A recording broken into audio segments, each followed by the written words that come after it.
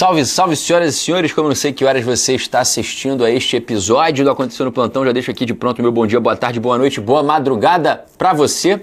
Mais um Aconteceu no Plantão, o quadro que eu trago, um evento curioso, um caso prático, engraçado, curioso ou mesmo relevante de central de flagrantes e a gente faz a análise técnico-jurídica do fato aqui, anotado, passo a passo, para você que estuda para concurso, para você que é advogado, para você que se interessa por casos policiais e para casos jurídicos e por casos jurídicos também. Então vamos lá para o nosso esqueminha de mais um Aconteceu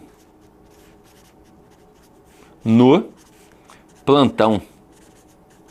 Quadro que tenho muito carinho e a audiência tem gostado bastante por conta dos nossos debates. Hoje temos um caso simples, galera, um caso bem tranquilo, mas que muitas vezes desperta uma certa dúvida, principalmente no público leigo, mas você que é do meio jurídico não pode nunca errar isso. O que aconteceu? Estava em sede policial, central de flagrantes, quando iniciou-se um registro de ocorrência normal pela prática do crime de furto. Artigo 155 do Código Penal. Subtrair para si ou para outrem coisa alheia móvel. Não me lembro se havia aqui alguma qualificadora, confesso que não me lembro exatamente se havia alguma qualificadora aqui. Furto de aparelho celular. Um indivíduo teria furtado o telefone celular da vítima e a vítima estava no plantão fazendo o registro de ocorrência. A minha equipe de policiais fez o registro, eu recebi para despacho, a vítima forneceu o número do aparelho de telefone celular dela, que obviamente estava em posse do autor, quando a equipe conseguiu contato com o suposto autor. E o suposto autor do fato atendeu o telefone celular.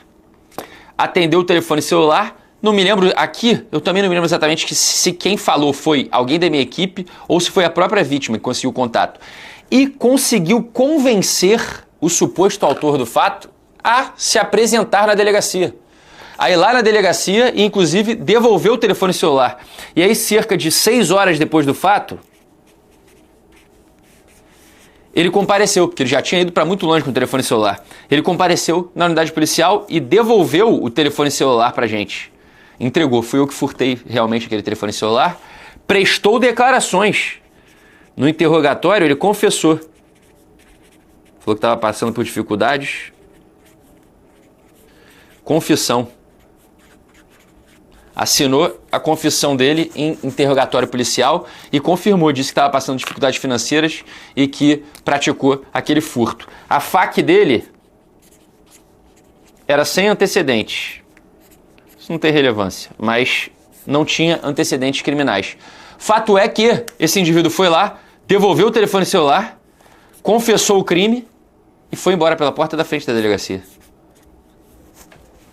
Como assim, professor? Tá liberando o autor de crime? O cara tá indo embora pela porta da frente da delegacia? Chegou lá, confessou, devolveu, trouxe o telefone celular da vítima, afirmou que furtou o telefone dela, praticou o artigo 155 e você liberou ele, tá ficando maluco, tá prevaricando? Quer responder uma ação penal também? Galera, auto de prisão em flagrante. Prisão em flagrante é uma medida que só pode ocorrer nas estritas hipóteses legais do artigo 302 do Código de Processo Penal. É uma prisão pré-cautelar, porque a própria Constituição prevê no seu artigo 5º que ninguém será preso senão em virtude de lei ou ordem jurídica fundamentada. A prisão em flagrante é prisão sem ordem jurídica, sem ordem de juiz determinando a segregação cautelar. Logo, ela só pode ocorrer nas estritas hipóteses legais. E o artigo 302 do Código de Processo Penal não prevê, dentre as suas hipóteses, a denominada apresentação espontânea.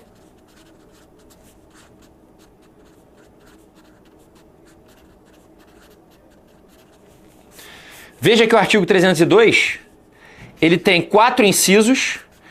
Os 2 primeiros se referem ao flagrante próprio.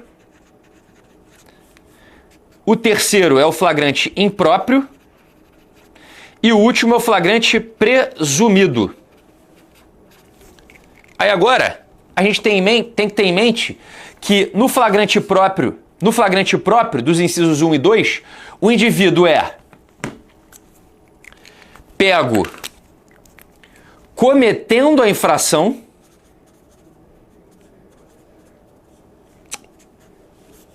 errei aqui, cometendo a infração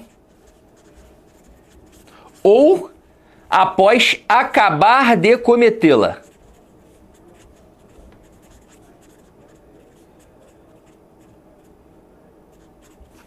Isso aqui se resume praticamente a locus delicti. O indivíduo tem que ser pego quase no local do crime. Ele acabou de furtar o telefone e foi pego. Ele foi pego pegando o telefone. Isso é flagrante próprio. Flagrante impróprio. Esse indivíduo tem que ser perseguido logo após a infração, em situação que faça crer ter sido ele o autor. E o flagrante presumido, ele é encontrado logo depois, com objetos, papéis, instrumentos que façam crer ter sido ele o autor da infração. Aí eu te pergunto, o indivíduo que se apresenta espontaneamente em sede policial e confessa a prática de um crime, ele foi pego cometendo a infração? Não. Ele foi pego após acabar de cometê-la? Não. Ele foi pego perseguido? Ele foi perseguido logo após praticar a infração? Não. Ele foi encontrado? Não, ele se apresentou. Eu te pergunto, onde a apresentação espontânea se enquadra no 302, que é o que fundamenta a prisão em flagrante? Logo, sob pena de responder por crime de abuso de autoridade,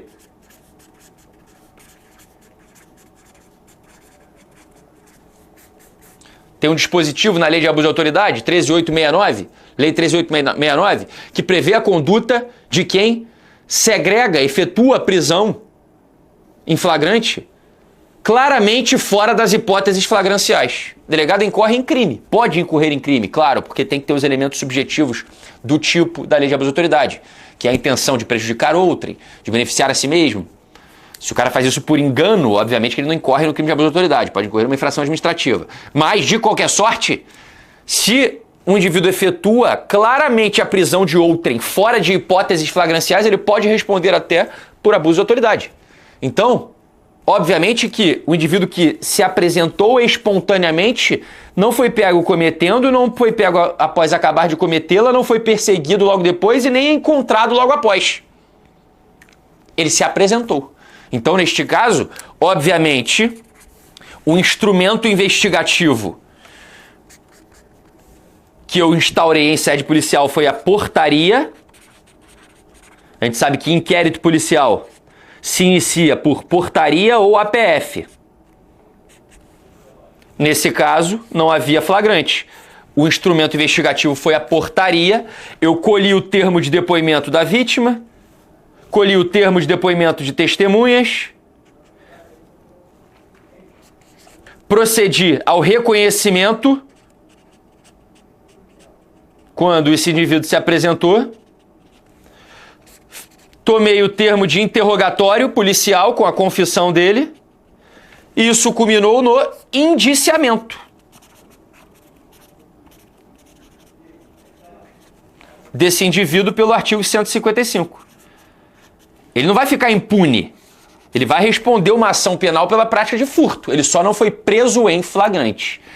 Por isso que para o público leigo, às vezes, é mais difícil explicar por que o indivíduo autor de crime foi solto, saiu pela porta da delegacia. Mas, neste caso aqui específico, foi por faltar os elementos flagranciais, elementos do estado de flagrância para a sua segregação pré-cautelar. Fechado, galera? Espero que tenham gostado.